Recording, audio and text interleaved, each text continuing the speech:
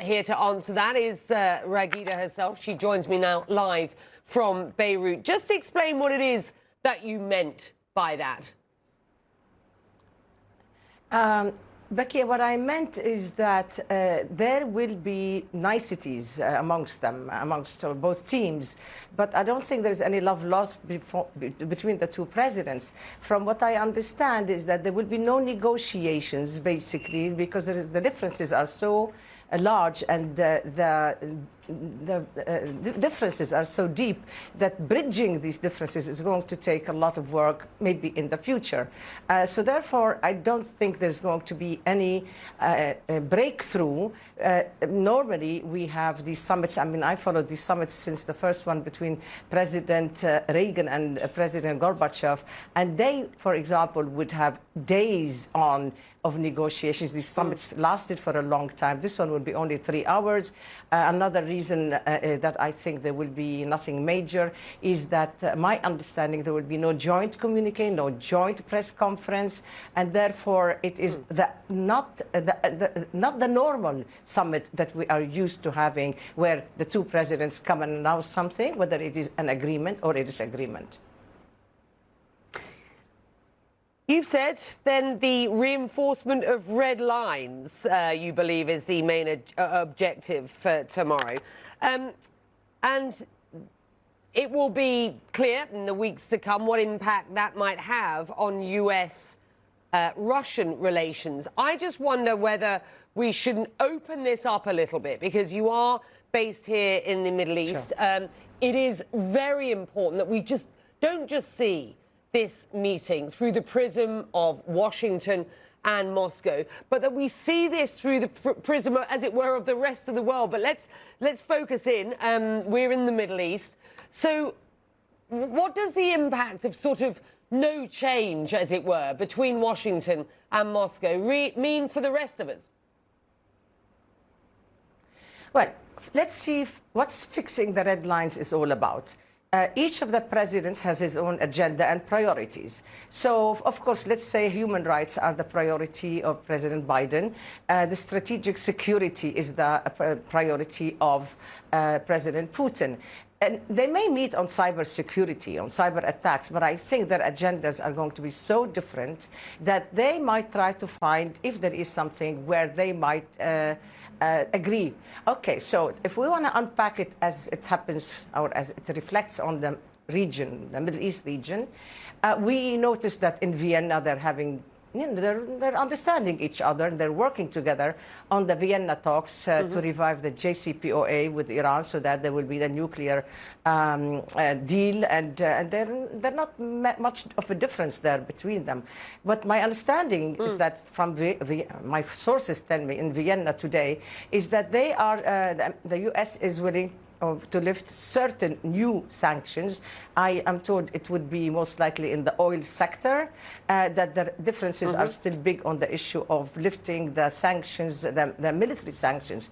Now, whereas the Iranians are insisting on their position, the difference between the US and Russia is that Russia is eager to lift the military sanctions because they have great deals in the pipeline to sell to Iran, huge arms deals that are in the pipeline to Iran. What else? They would meet, they would discuss, I am again told that it's likely that they would discuss the security guarantees for Israel. Where would they meet? They would meet on that. But can Russia deliver Iran by giving security guarantees? The word is guarantees.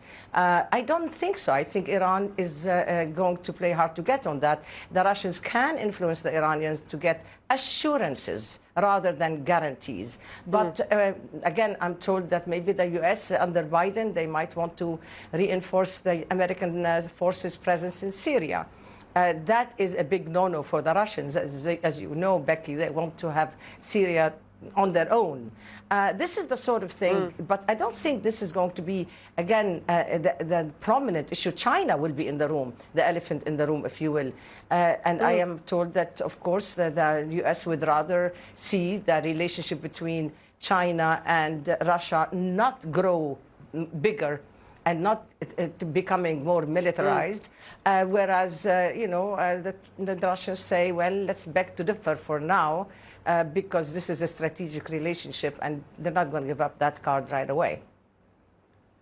Yeah, let's be quite clear, as Raghida is just laying out here, the issues that the West sees as prescient, those of human rights, Ukraine, Navalny, these are all prescient issues for this man, Joe Biden, who is now coming off Air Force One.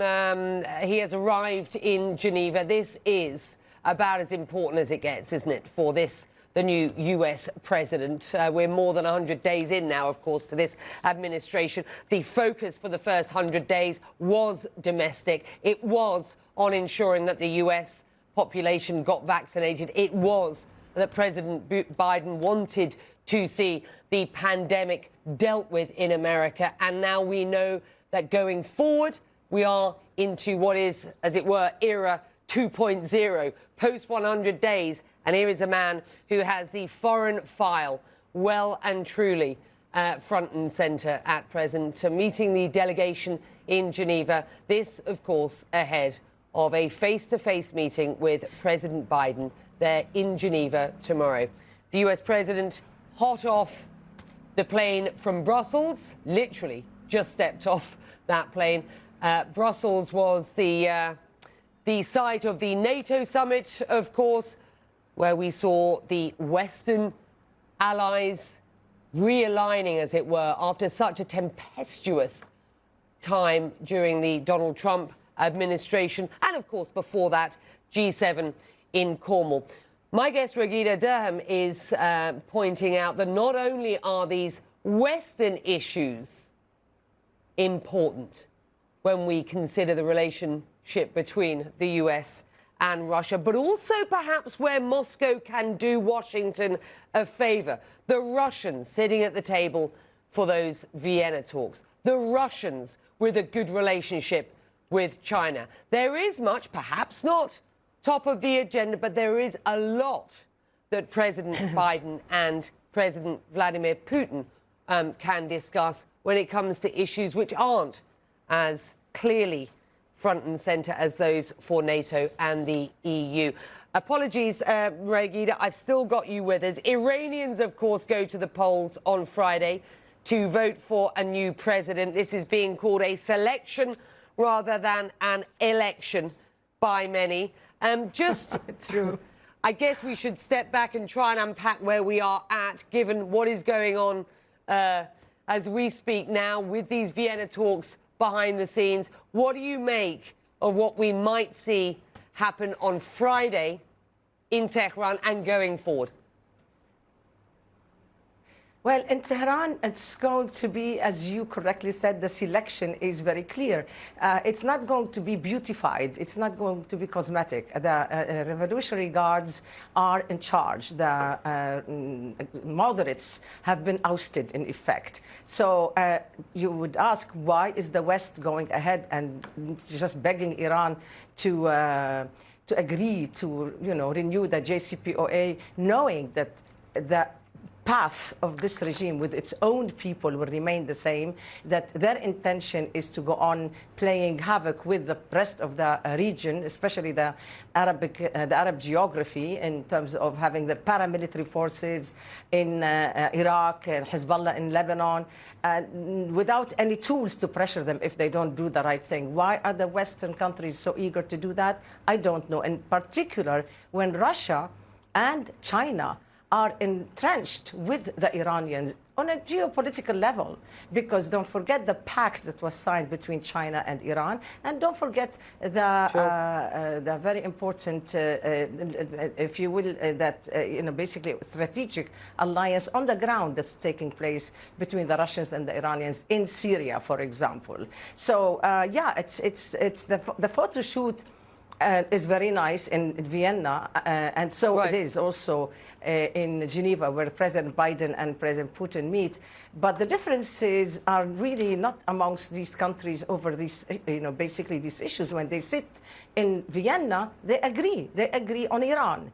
And that's probably what, sort of upsets a little bit the Arab region, to say, what is this love story, endless love story without any accountability? What's going on? But hey, if it leads to Iran curbing its style in terms of exporting its revolution and paramilitary forces, that's fine. Yeah. Everybody wants a bit of peace in this part of the world. But let's pray. Absolutely. I don't think the Iranian the regime would change course after the new elections. I think we'll see more of the same. Okay, that is Friday. Raghida, it is always a pleasure. Thank you very much indeed for joining us. We're going to have to take a